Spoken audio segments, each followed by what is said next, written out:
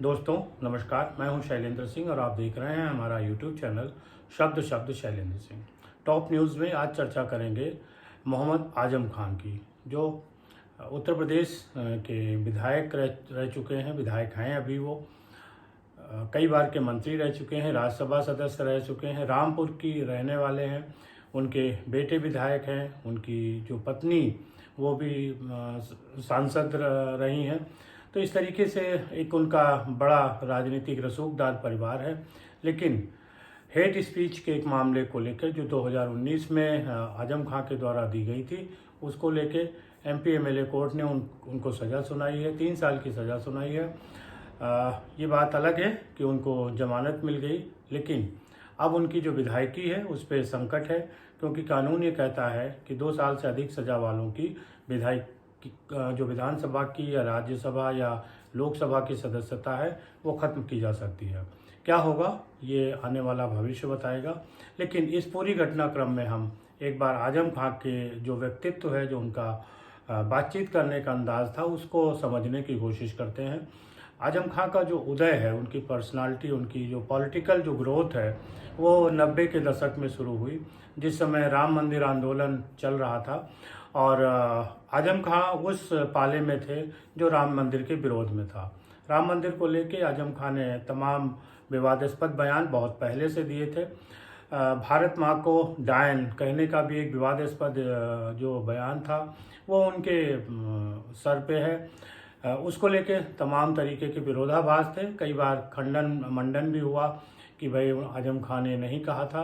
बहरहाल आजम खां को जो लोग जानते हैं, जो उनको करीब से जानते हैं, जो उनसे मिले हैं, उनको पता है कि वो तंज कसने में बहुत ही माहिर नेता हैं। किसी भी मुद्दे पे उनका जो तंज होता है वो इस तरीके का होता है कि उसे आप बिल्कुल अपने विरोध में भी नहीं कह सकते, लेकिन सुनने वाले के लिए वो किसी कटार से कम नहीं होता है। आजम खां जिस तरीके का बयान देते हैं उसको लेके बहुत सारे लोग कहते हैं कि अगर वो फिल्मों में डायलॉग राइटिंग का काम कर रहे होते तो शायद इससे बढ़िया उनका कैरियर हो गया होता। आजम खां के मसले में जो उनके साथ एमपी एमएलए कोर्ट ने सज़ा दी है, इस पर स्वाभाविक रूप से समाज के अलग अलग वर्गों की प्रतिक्रिया है। एक बार भारतीय जनता पार्टी के जो नेता हैं राकेश त्रिपाठी, उनकी प्रतिक्रिया सुन लेते हैं और उसके बाद फिर इस चर्चा को आगे बढ़ाते हैं। एक पुराना बॉलीवुड का गाना है, जो बोएगा वही पाएगा, तेरा किया आगे आएगा, सुख दुख है क्या फल कर्मों का, जैसी करनी वैसी भरनी। आज ये गाना आजम खान पर बहुत फिट बैठ रहा है। आजम खान ने सत्ता के रसूख में जिस तरह से अत्याचार किया है, एक एक करनी का उनका हिसाब हो रहा है और इसीलिए 27 महीने जेल में रहने के बाद वो बेल पर बाहर आए थे, लेकिन ये अल्प विराम था। अब फिर कोर्ट ने उनको दोषी सिद्ध किया है और जेल की सलाखों के पीछे जाने का अवसर फिर उत्पन्न हो रहा है। ऐसे कई फैसले आएंगे और आजम खान के किए गए अत्याचार का एक एक का हिसाब होगा। राकेश त्रिपाठी का कहना सही है कि आपकी जैसी करनी होगी वैसा आपको भरना पड़ेगा, क्योंकि अब जमाना बदल चुका है। आज सोशल मीडिया का ज़माना है। इसके साथ ही साथ जो अदालतें हैं, पुलिस है, प्रशासन है, इन चुनाव आयोग है, ये एक सक्रिय भूमिका में है और छोटी छोटी घटनाओं को इसने संज्ञान लेना शुरू कर दिया है। आजम खां के पहले भी हेट स्पीच मामले को लेके तमाम नेताओं पे कार्रवाइयाँ होती रही हैं। बहुत सारे लोग जो आजम खां के समर्थक हैं, उनका ये कहना है कि आजम खां पे कार्रवाई हुई है लेकिन दूसरे लोगों पे नहीं हुई है। दरअसल ये आधा सत्य है, बहुत सारे लोगों पे ये कार्रवाइयाँ हुई हैं और तमाम लोगों को चुनाव के दौरान ही सस्पेंड किया जाता रहा है 24 घंटे के लिए, 48 घंटे के लिए, 72 घंटे के लिए, जब वो हेट स्पीच करते हैं। आजम खान ने कहा क्या था, इस बात को भी एक बार समझ लेते हैं। तुम्हें नहीं दिख रहा है रामपुर में कलेक्टर कैसा आया है, अपने साथ 3 अधिकारी कैसे लेकर आया है।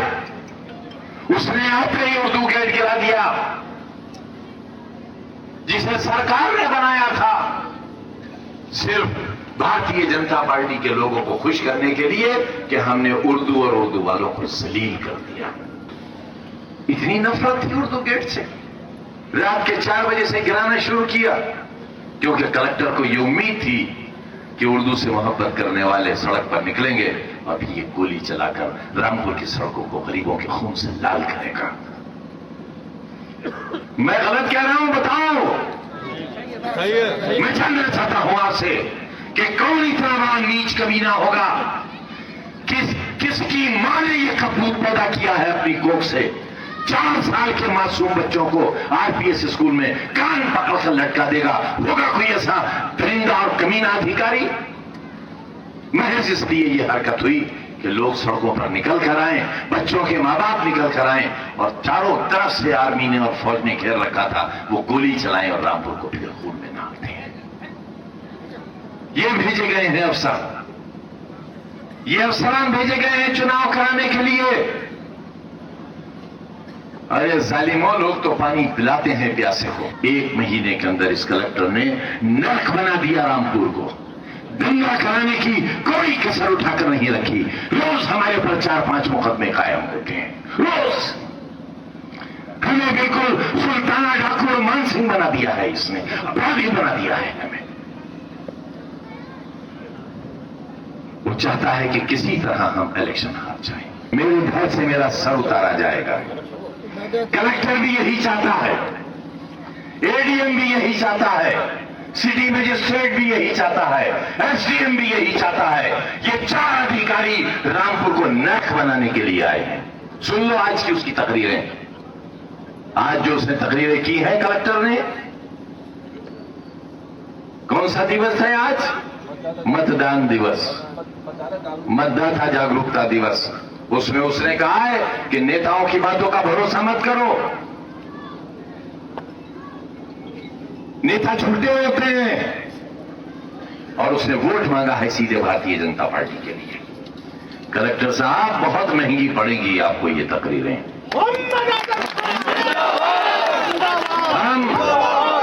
हम बिलासपुर में शराब की हड्डियां नहीं चलाते हैं, हम जुआ और सट्टा नहीं कराते हैं कलेक्टर। मैंने रामपुर में रंडी खाने नहीं खोले हैं, मैंने रामपुर में जुए खाने नहीं खोले हैं, शराब खाने नहीं खोले हैं, बच्चों के स्कूल खोले हैं, यूनिवर्सिटी बनाई है। वो काम किया है जो 100 साल, 200 साल, 500 साल, 1000 साल के इतिहास में किसी ने नहीं किया है, वो किया है। यहाँ के अधिकारियों, अरे कलेक्टर, अपनी मां की कोख पे जाकर लात मार, किस कपूत को पैदा कर दिया तेरी मां ने।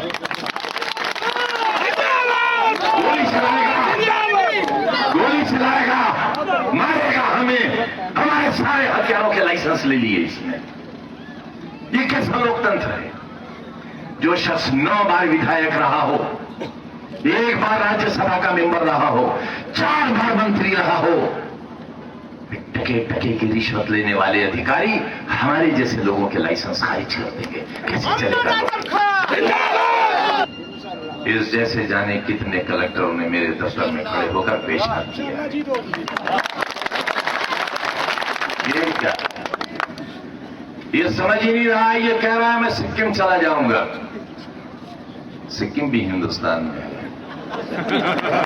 हिंदुस्तान में है सिक्किम। कितने मुकदमे करेगा?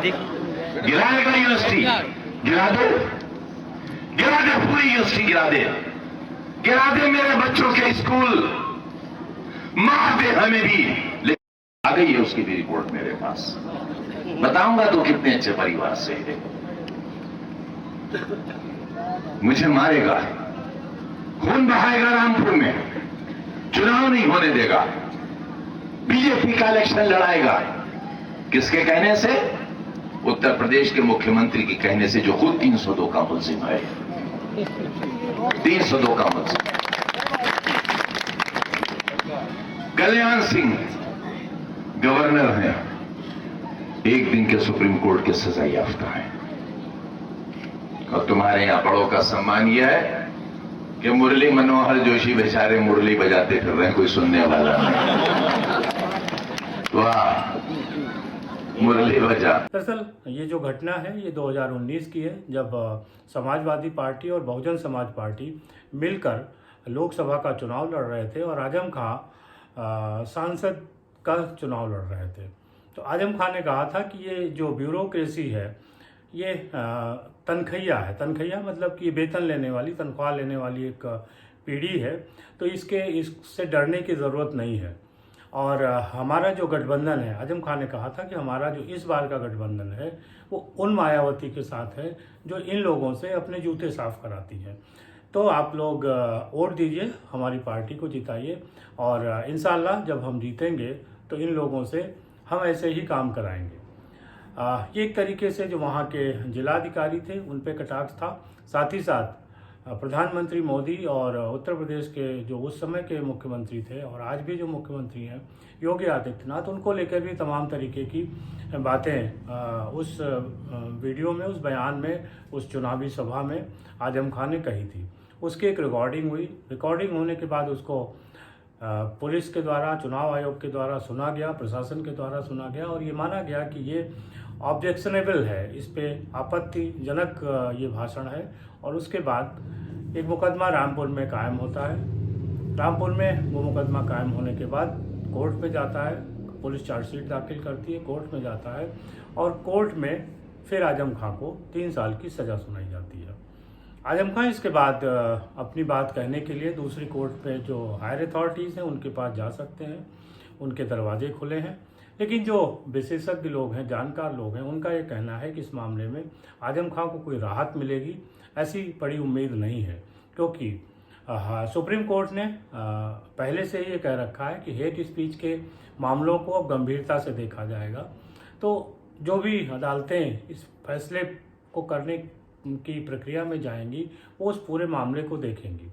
आजम खां की विधानसभा की सदस्यता रहेगी या जाएगी, ये अभी भविष्य का सवाल है।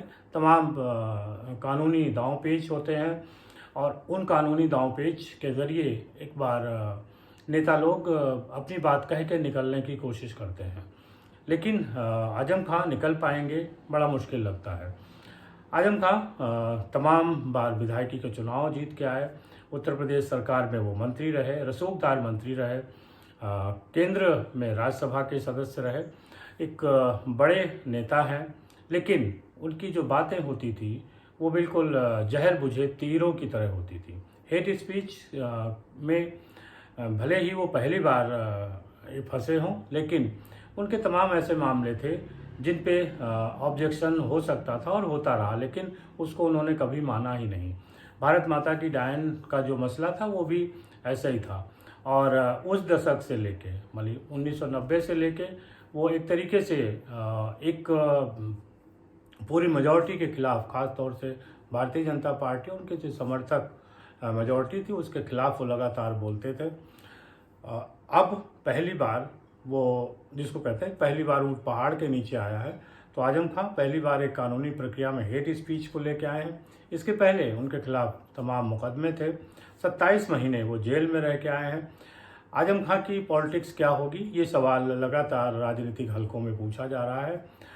अगर विधानसभा की सदस्यता जाती है तो आगे उनके जो चुनाव लड़ने पे रोक लग सकती है और एक तरीके से उनकी जो उम्र हो गई है, समाजवादी पार्टी की जो हालात हो गए हैं, उसको देखकर नहीं लगता कि आजम खां अब किसी लंबी राजनीति के रेस का घोड़ा रह गए हैं। अभी जो उपचुनाव हुए थे लोकसभा के 2, जिसमें रामपुर भी एक सीट थी, आजम खां की सीट थी, आजम खां के पसंदीदा लोगों को मिली थी, लेकिन आजम खां वो चुनाव जीत नहीं पाए थे। जिससे ये लगता है कि जिस बेगम नूर बानो के परिवार को खारिज करके, उनको तमाम तरीके से उत्पीड़ित करके आजम खां ने समाजवादी पार्टी के धरातल पर आकर रामपुर में अपनी एक ज़मीन तैयार की थी, अब वो उस ज़मीन खिसक रही है, बल्कि अगर ये कह सकते हैं कि खिसक चुकी है तो कोई बड़ी बात नहीं होगी। इस तरीके से आजम खां की जो राजनीति है वो पूरी तौर से हाशिए पर है और अगर कोई बड़ा चमत्कार नहीं होता है तो अब उनके हिस्से पे कोई बड़ा राजनीतिक पद नहीं आने वाला है और ये एक तरीके से जो उनका राजनीतिक भविष्य है वो खत्म होता नज़र आ रहा है। आपको ये वीडियो कैसा लगा, हमारी बातचीत कैसी लगी, ज़रूर बताइएगा। आपकी कोई राय हो तो वो भी कमेंट बॉक्स में दीजिएगा। बहुत शुक्रिया, धन्यवाद। ऐसे ही देखते रहिए और हमारे वीडियो को लाइक, शेयर और सब्सक्राइब करते रहिए। धन्यवाद।